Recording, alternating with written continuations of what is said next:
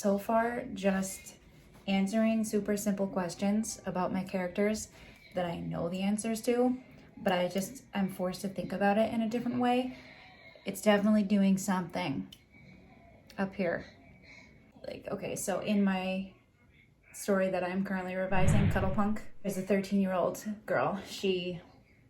Her mom died, and her dad is like obsessed with his business, and so he's never home. So when her mom dies, a nanny comes in, and she kind of just lives with the nanny for like years. But since she's 13, she feels like she's way too old for this nanny, and she doesn't really treat her well because she is afraid that she's trying to take her mom's place, or that like if she has a good relationship with her nanny, that it's almost betraying her mom in a way.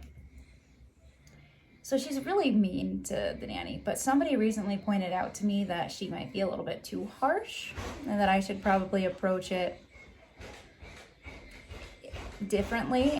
So even though she is kind of desperate for a motherly figure because she treats her best friend's mom like really well and wants to be close with her, but even in that relationship, she struggles with, am I betraying my mom by doing this? So I need to really pull back, I think, on the way that she treats the nanny and make it a little bit, just go about it in a different way, which I don't really know exactly yet, but it's definitely a good starting point. You can see the ring light in my glasses. Maybe I should take them off for this, because I feel like that will be annoying to people because it's distracting to me. My word count right now is like 35K-ish, but I kind of want to bring it up to at least 45K, so I've got some work to do. I am an underwriter big time. Like, some people can take a sentence and say it in a whole page overwrite. I am the total opposite. Like, I can take a whole page and say it in one sentence. I'm just like, yeah, she walked into the room, it was hot. That's not to say, though, that I'm not descriptive, because I can give a good description. Actually, like, my problem is that I just don't know how to drag scenes on. My scenes go by too fast, because I'm like, bam, bam, bam, like things happen that I need to have happen. The point of the scene is made, therefore, I just go on. I don't know how to, like, let it emotionally settle, like, sit in it for a little while. I really need to learn that somehow. I need to know how to make things last, not fly through them. When the emotional moments happen, I need them to hit harder. I need them to hit harder. The reader needs to really feel for the characters so that when something goes wrong, then you're crying. If I do my job well, you might even cry. You might even cry. I don't even know.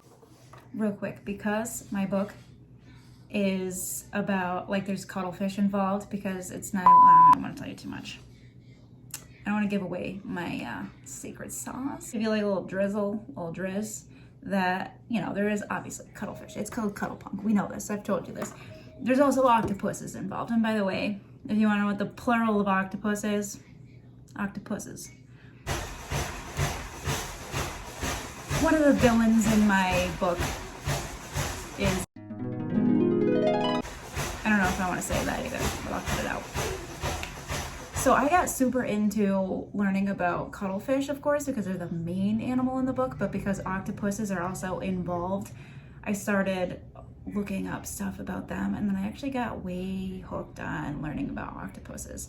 And I found this book in one of my local bookstores, and I'm not that far into it, but it's really good.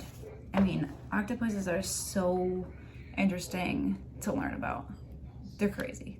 They are aliens on Earth, essentially. That's as close to aliens as we're gonna get. I don't know why anybody's looking out there for aliens, because we have them in the ocean. They're there. We have them already. Insider fact is that I actually painted this mural on the wall by my writing desk because of my manuscript. I was inspired by octopuses. Thankfully, my husband is okay with that. Writing tip. This will be my first writing tip that I give. Always keep a box of tissues on your writing desk for reasons that rhyme with inflection and no, that is the word. That's not a rhyme, that's just the word. Inspection. Rejecty reasons. So there you go. I can't think.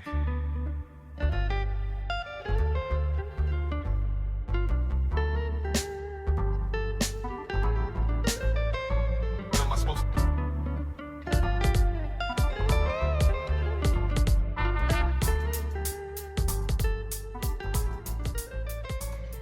I thought I'd just say some of the specific things that I'm working on as far as the character arc, because some of it is new to me that I haven't heard before. It's Michael Hauges, I don't know if that's how you say his last name, talks about character arc where I've heard about the wound, the fact that your main character is supposed to have something that happened to them in the past that because of that they have a fear that they carry with them and a false belief that kind of skews their view of everything that happens to them in the book.